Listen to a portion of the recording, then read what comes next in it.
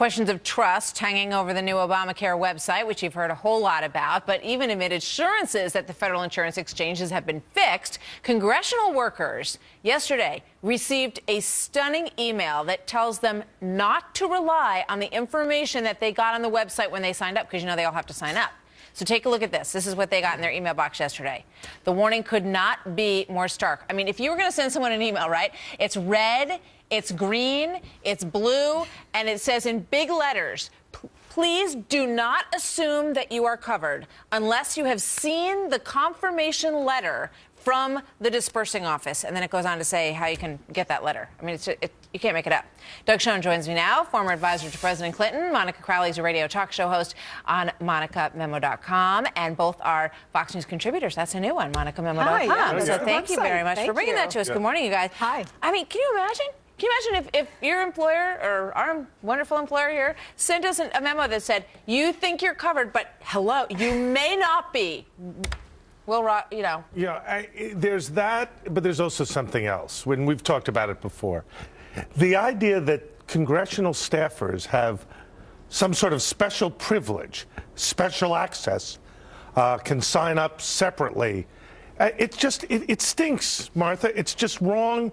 And it's all the reasons why Obamacare needs to be fixed. You know, here's why this story, I just want to point out, this is DC HealthLink. So this isn't the website that we're, looking at for Obamacare. They've got their own, DC HealthLink, but now they're telling them, gee, if you've got it, you may not have coverage. Yes, this is the DC Health Exchange, right? Here's why this story has gained so much traction. We have heard over the last couple of weeks of regular Americans really struggling to get on healthcare.gov, which is the national site, and they can't, and they're being thrown off, and all of the website problems.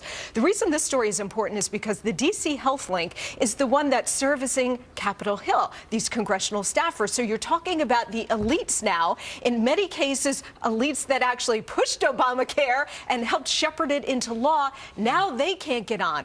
The bigger issue here is, too, for anybody who's trying to sign on to Obamacare at any level, DC Exchange, State Exchange, or the federal exchanges, the onus is on you. You cannot assume that you're being covered here. The onus is on you to call the insurer that you think you've enrolled in and make sure that you're actually covered. I don't think a lot lot of people know that. Yeah, you both make great points. One is the privilege that they are having, exactly. and two is the fact that, you know, you guys at home may be having some problems. You might be concerned if you actually got what you signed up for, but now the people in Washington are having the same problem. And Doug, that may have, is this potentially a good thing? Is there any way that it's a good thing if they scream to high heaven, this stinks? Well, you know, the other thing, Martha, is a large percentage of congressional staffers, as of right now, haven't signed up.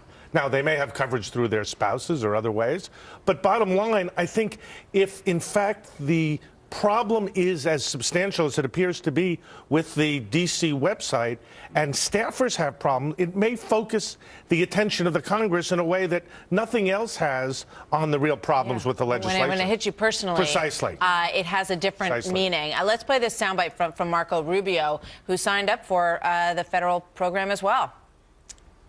We're supposed to live under the same laws everybody else is. So if everyone else is being forced to go on Obamacare, why shouldn't members of Congress be forced to be on it as well? I didn't vote for the law. I wasn't here when it passed.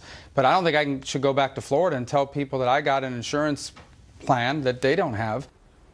Where's this going, Monica? Yeah, well, last week we heard Harry Reid exempted his staff from Obamacare, right? So it's a different set of rules. If you work in D.C., you're okay, right? But if you're in the Nevada office... Right. So Obamacare is good enough for thee, but not for me, and that sort of thing. I think actually the biggest split in America, which this story really points to, Martha, is that it's not right-left or Republicans and Democrats so much as it is the ruling elites versus everybody else. And a story like this actually throws the ruling elites into the same pot with everybody else, and now you're going to see, I think, increased frustration. Also, remember, it's really not about the website. We spend a lot of time talking about it because it's so in front of our faces, but the truth is that the bigger issue is with the law, and these are just the first waves of something that's much bigger, a much bigger catastrophe that's coming down the pike next year. That's right. I mean, we have all questions about ultimate cost and coverage.